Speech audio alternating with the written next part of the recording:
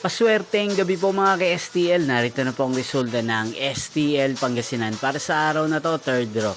January 8, 2026, araw ng Webes. Naway ang mga natayaan nyo pong mga numero kanina ay manalo nawa ngayong gabing ito, 8:45 PM. Kaya't kunin nyo na po ang inyong mga ticket. Narito na po ang resulta. Ang mga numerong nanalo sa STL Pangasinan ngayong gabing ito, January 8, 2026, 8:45 PM, third draw. Result 27 at 6 in exact order. Again, 27 at 6.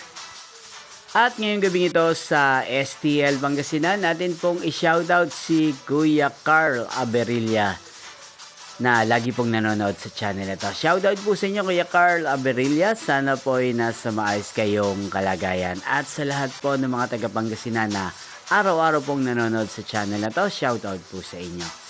Inyo pong napanood ang resulta ng STL Pangasinan sa channel na to, Roderick Hernandez TV.